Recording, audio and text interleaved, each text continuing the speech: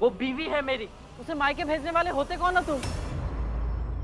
देवर हूँ और वो मेरी भाभी है। उनके लिए जो सही था मैंने कहा। और आप उन्हें अभी अपनी पत्नी कह रहे हैं। आप यहाँ पर कब से थे, फिर भी आपने ये झगड़ा नहीं सुलझाया। सब ठीक नहीं किया।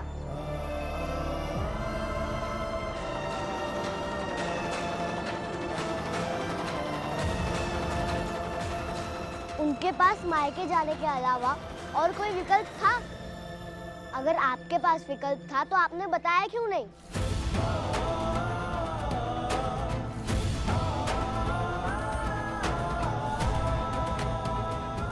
अच्छा, तो अब घर के फैसले तुम करोगे? अरे करना क्या है वाजपेयी साहब, कर दिया है। इसीलिए हमेशा कहता आया हूं, समझाइए अपने लाडले को, इतना बोलना जरूरी नहीं है।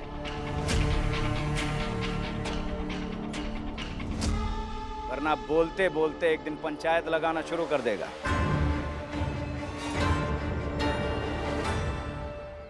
घर में तो सरपंच बना बैठा ही है ना, एक दिन सर पे खड़ा होके नाचेगा। समझाइए। अटल बेटा,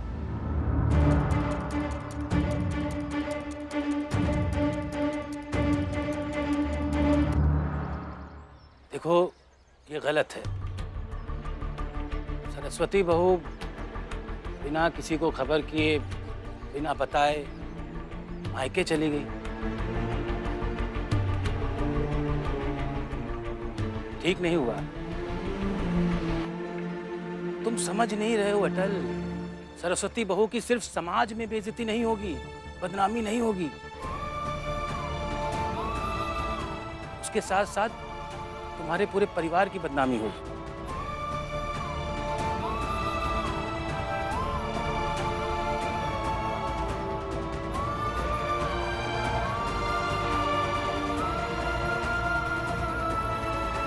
सही कहा बाबूलाल जी। अटल एक बच्चा है और उसका बचपना बना रहे, यही उसके लिए अच्छा है।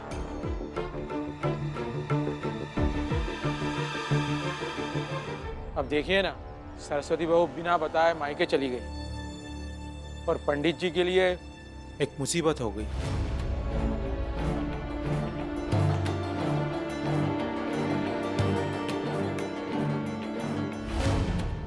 कैसी मुसीबत? भाभी आप घर में ही परायों की तरह रह रही थी। कम से कम मायके में उनसे कोई बात तो करेगा।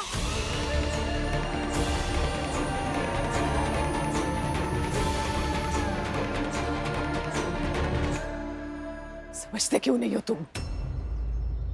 दुश्मन नहीं है यहाँ सब उसके।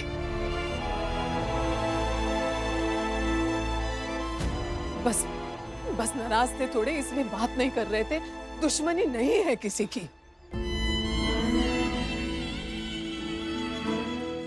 रिश्ता नहीं खत्म हुआ है उससे।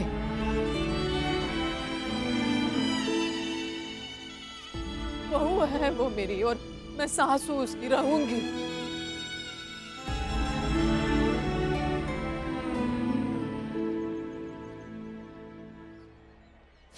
वाह,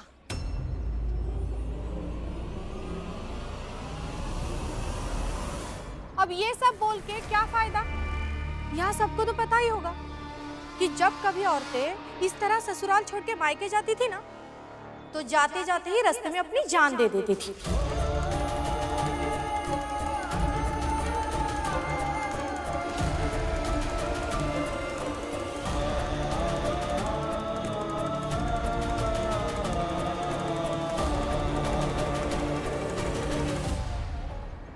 कहीं ऐसा तो नहीं कि सरस्वती ने... चुप!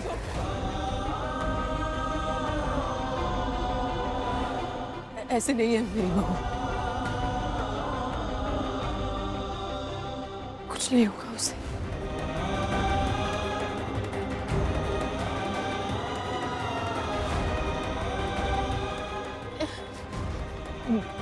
कैसे ऐसे नहीं होगा, कुछ नहीं होगा। हम लेकर आते हैं उसे। उधर देखिए।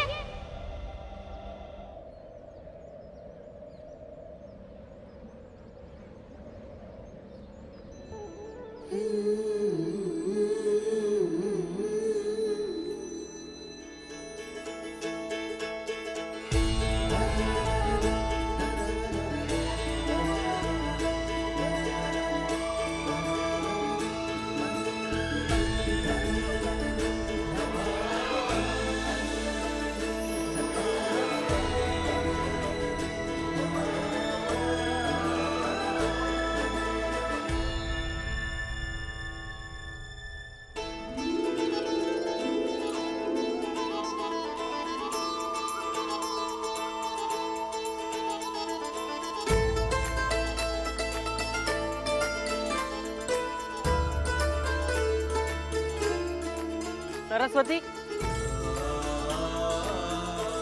ऐसे बिना पूछे क्यों चली गई? पता है सुबह से हम कितने परेशान हो रहे थे।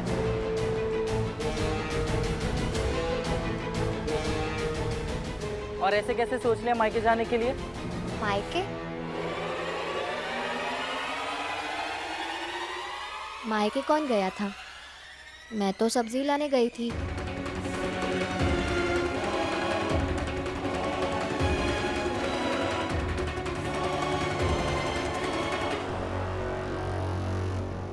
अच्छा हुआ तुमने अटल की बात नहीं मानी और मायके जाने के बारे में सोचा भी नहीं। तुमने बहुत अच्छा किया।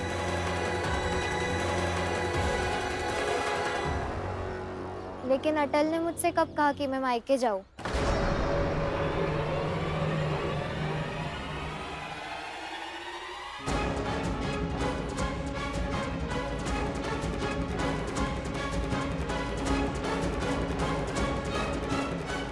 किसी ने किसी को कुछ नहीं कहा है।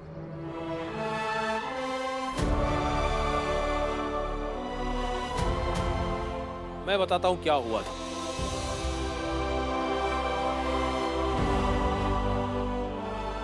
अब तक मैं चुप था, सबकी बातें सुन रहा था और मुझे मालूम था कि अटल गलत काम नहीं करेगा।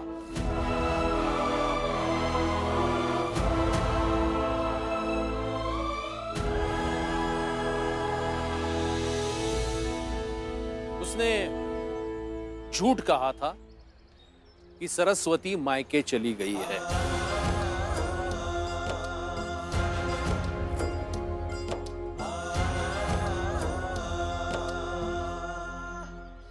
मतलब अभी तक तमाशा चल रहा था?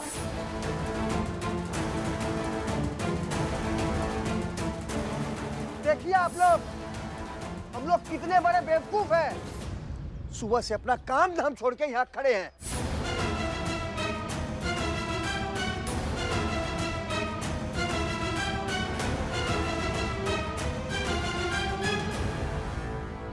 अरे परेशान है हम लोग। ये झूठ क्यों ऐसे?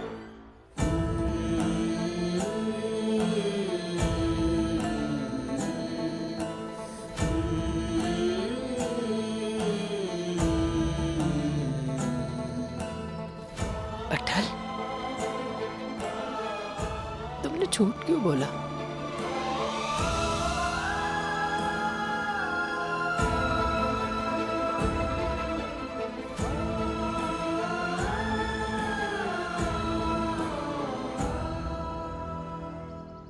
क्योंकि दादाजी हमेशा कहते हैं कि सही समय में और सही मात्रा में इस्तेमाल करें तो जहर भी दवा के काम आता है।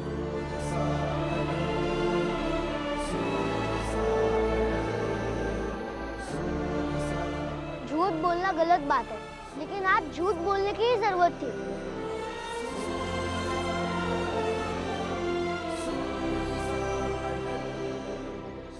जरूरत इस बात की थी कि भाभी देख सके आप लोग उनकी कितनी फिक्र करते हैं।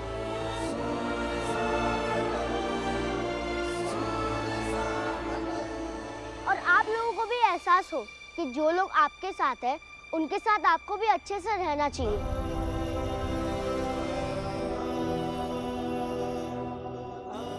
वरना भाभी जा भी सकती थी।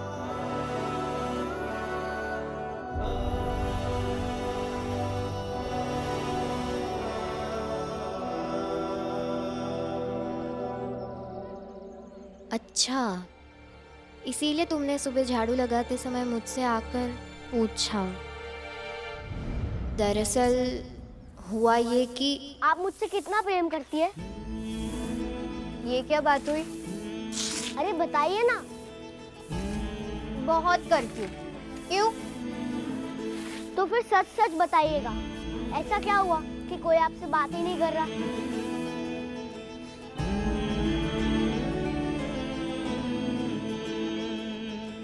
छोड़ो ना अटल, जाने दो। विश्वास है ना मुझ पर? मैं किसी एक का पक्ष नहीं लूंगा। आप बताइए। अटल, जाने दो ना। अब वैसे भी इन सब बातों से क्या लेना देना। विश्वास है ना मुझ पर? बताइए।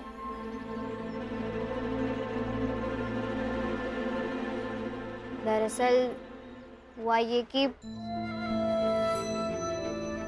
घर की एक बेटी इस घर के दूसरे बेटी का ख्याल ही रखेगी, ताकि मोहल्ले वाले इस घर में आकर अपने ही घर में रह रही विमला को परेशान ना करें।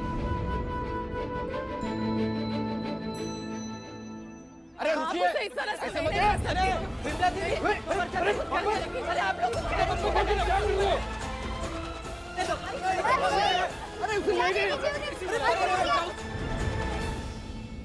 तुम्हारे बाबूजी को इस परिवार के बाहर के लोगों ने, पराये लोगों ने पकड़ा था, लेकिन तुमने, इस परिवार की बहू ने अपने पति को पकड़ के रखा था।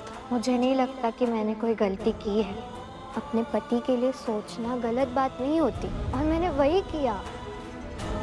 अब आप मेरी सासू माँ हैं। आपको जो सही लगे आप दीजिए मुझे सजा। जब तक तुम्हें नहीं लगता कि तुमने कोई गलती की है, इस परिवार का कोई सदस्य तुमसे बात नहीं करेगा। अब तुम ही बताओ अटल, क्या ये जरूरी है कि जितना प्यार तुम्हारे मन में विमला दीदी के प्रति है, उतना ही प्यार मेरे भी मन में हो? और मैंने जो भी कुछ कहा वो तो मेरा बस पक्ष था। अब इन सब के बाद कोई भी मुझसे बात नहीं करता। बताओ तुम्हें, क्या ये सही है? और क्यों मांगू मैं किसी से भी माफी?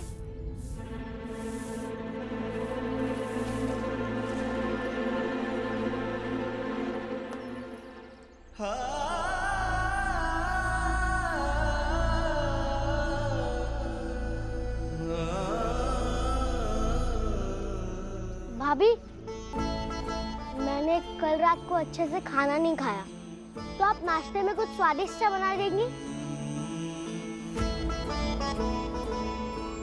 हाँ, उसके लिए सब्जी लानी पड़ेगी। मैं आती हूँ।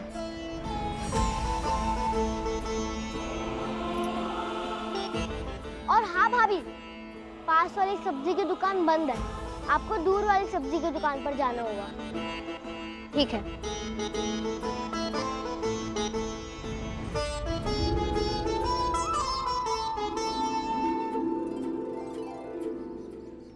भाभी, मैंने झूठ बोला।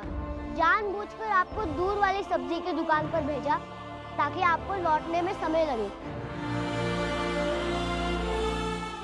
और यहाँ पर जो हुआ वो हो सके।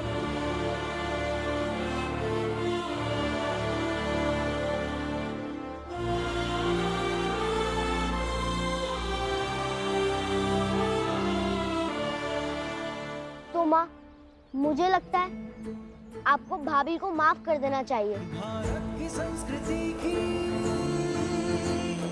आपको बचाए जो। और भाभी, देखिए सबके चेहरे और माँ के आंसू। विजय तिलक लगाए जो। ज्ञान और तर्क से फिर भी आपको लगता है कि माफी मांगना बड़ी बात है, तो माफी मत मांगिए। तेरे ज्ञान से ही हमको तो मिलेगा बल। तेरी रोशनी से हिंद है हुआ प्रबल। लेकिन अगर माफी मांगने से रिश्ते अच्छे हो जाते, तो माफी मांग लेनी चाहिए।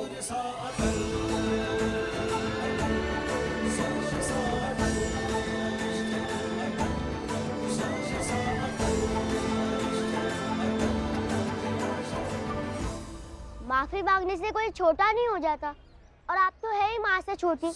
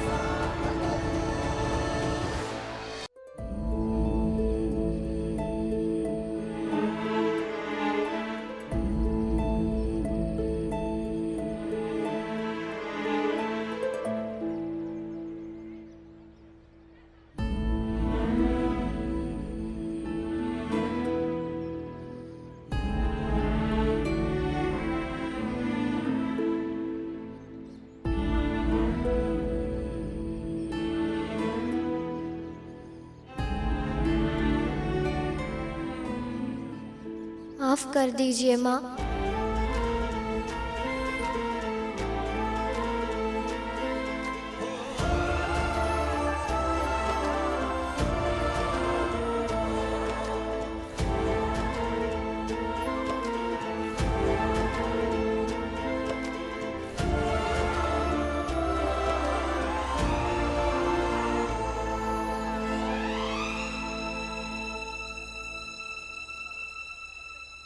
अटल, तुम विमला को घुमाने ले जाओ, और अगर कोई दिक्कत आती है तो फिर से निम्न बिरादरी के मोहल्ले में चले जाना।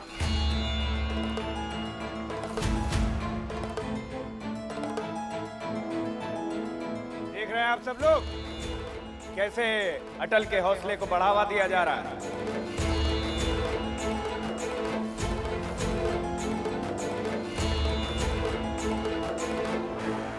कहा जा रहा था कि विख्यात होगा, लेकिन यहां तो कुख्यात बनने की सीख दी जा रही है।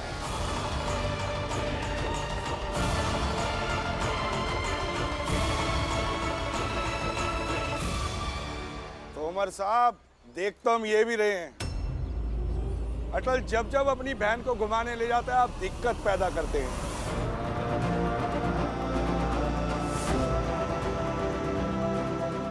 लेकिन अब अटल को दिक्कत नहीं होगी। मुझे उम्मीद है आज के बाद आप दिक्कत पैदा नहीं करेंगे।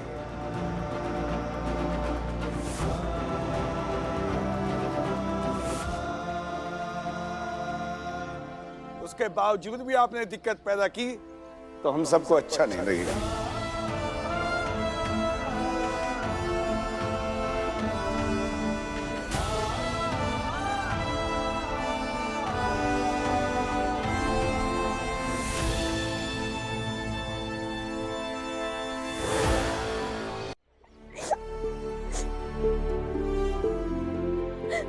अटल के कारण माफी मांगनी पड़ी मुझे, वरना क्यों मांगती मैं माफी।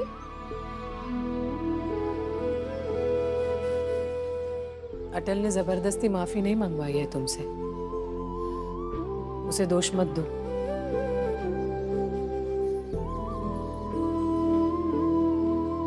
माँ, अटल बातें ही ऐसी करता है कि कोई भी माफी मांग लेगा, और आप तो जानती है ना कि आपके आंसू मुझे कभी भी तोड़ सकते हैं।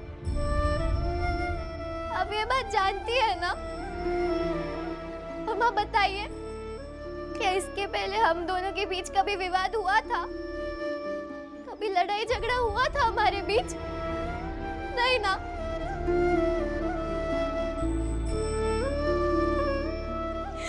बस विमला दीदी नहीं पसंद मुझे माँ, उनकी हरकतों की वजह से ना बहुत चिढ़ आती है माँ, बहुत गुस्सा आता है। और मैं आपको आश्वासन नहीं दे सकती कि मैं इसके बाद उनसे कभी लड़ाई झगड़ा नहीं करूंगी या फिर चिढ़ूंगी नहीं।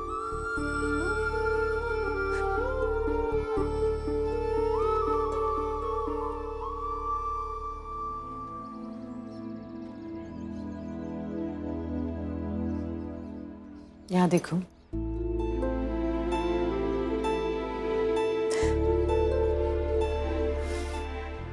बिल्कुल सच कह रही हो तुम। आज तक हम में कोई भी विवाद नहीं हुआ था। मैं भी तो तुम्हें बेटी की तरह मानती हूँ ना, बस विमला जैसे ही हो तुम मेरे लिए, है ना?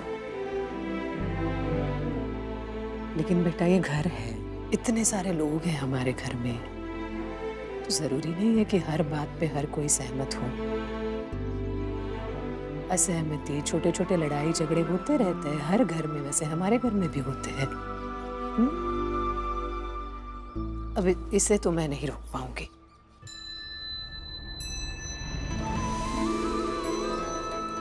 लेकिन एक माँ होने के नाते इतना तो समझा सकती हूँ ना कि अपना ये गुस्सा, ये चिढ़ अगर थोड़ी कम करोगी ना तो जीवन शांति से बीतेगा।